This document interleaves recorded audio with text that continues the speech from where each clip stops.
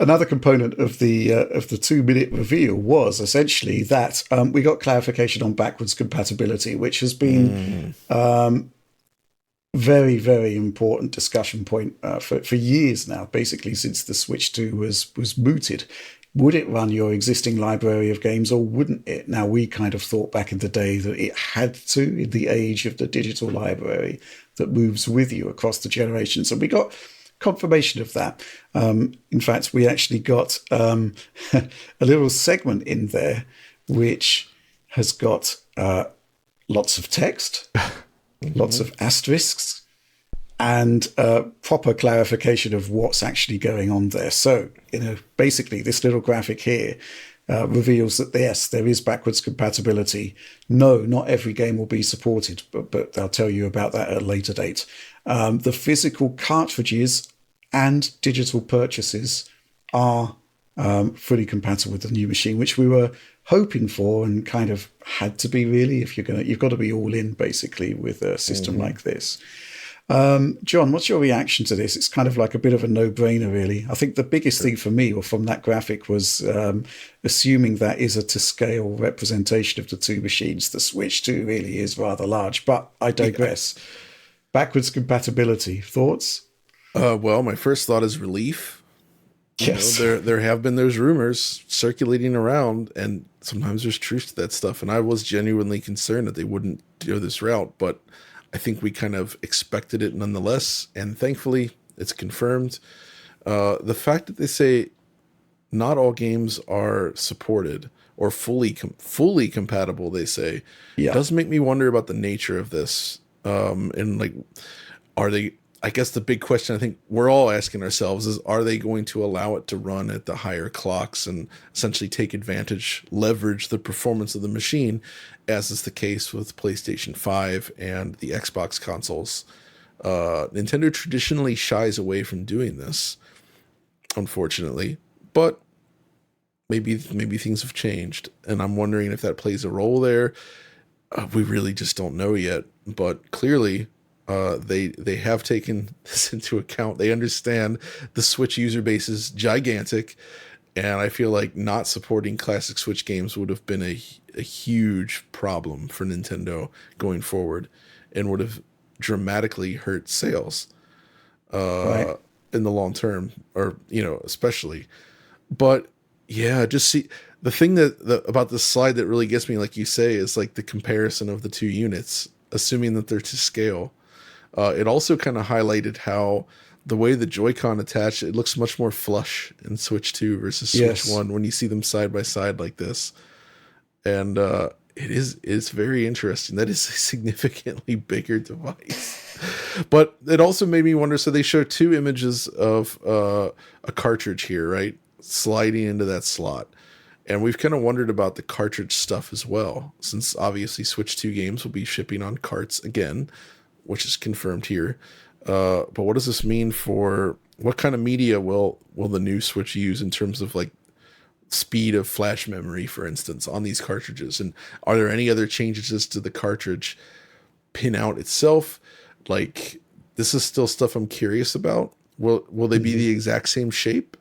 Or will they store the 3D in the little tab like they did on 3DS, where it was the same shape as a DS cartridge, but they tucked that little tab there. Just that's where all the 3D stereoscopic stuff was hiding, I think. And then, of But course, on that same note, what will the Switch 2 cartridges taste like? Are we gonna have a taste yeah, test to see how they compare to Switch 1? a hint of strawberry, possibly, I would like that. possibly Probably not. bitter. Probably bitter. Yeah. Any thoughts on this, Oliver? I mean, I'd echo some of those comments for sure. I think hopefully they're just referring to things like Nintendo Labo games lacking compatibility, where they require Ah, physically yeah. a Switch 1 Joy-Con to fit into that cardboard construction there. There's also games that use the IR sensor. So on the right-hand Joy-Con, I got it right here. There's a little IR sensor there. Hmm. And that Hmm. IR sensor does not seem to be present in the Switch 2 Joy-Con, Switch 2 right Joy-Con from these images. Again, this is just coming out today, but I don't think it's present there, and that would preclude its use in some games that have like mini games that use the IR sensor or use it for heart rate functionality, things like that.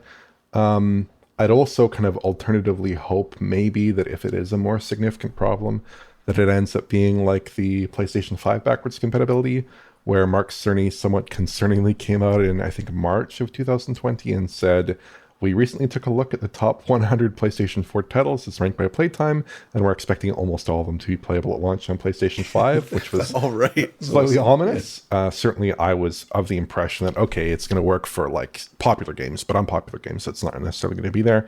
And of course, they only ended up with like 11 games-ish that were not playable on PlayStation 5, and then a small number of games, like I think Shadow of the Colossus, a few others, that had significant issues on PlayStation 5, but were still very much playable.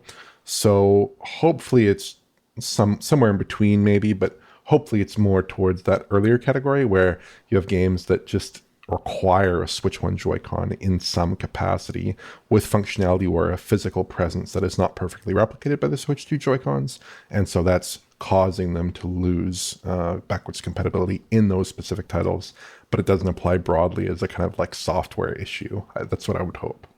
Yeah, my gut reaction to it is exactly that it's basically not so much a software issue as a hardware issue. You know, if there are features in the original machine which for whatever reason they haven't brought across to the new one, that's obviously going to have implications for the small amount of games that used those features. And similarly, there may be a small amount of games that are just causing problems from a Right. compatibility perspective for whatever reason. But I don't think it's going to be too much to worry about on that. In terms of whether we're going to get a speed boost or not, I mean, this is a question which we're asked time and time again on the Q&A section. And I guess my answer to that hasn't really changed. There's two ways they can do it, I guess. They can bake in support at the hardware level, or they can, approach it from a software perspective. You know, you've got the NVN API. Are they just going to run the new games under that API on the new hardware? And it will just naturally run faster because the GPU is so much more capable. That's my thought on it. I think the route forward in actually supplying extra horsepower is probably easier for Nintendo than to basically produce a carbon copy of the original device, which in itself had small variations in performance. You know, the revised Marico chip had different memory attached, lower latency if memory serves, which produced a Right, slightly right. different performance profile. So yeah, I'm expecting that there probably will be a quote unquote boost mode. I don't know whether they're actually going to capitalize on that by, removing 30 FPS caps or whatever. It's too early to say. We kind of need to see the machine and to get to know the backwards compatibility there before we can really comment further.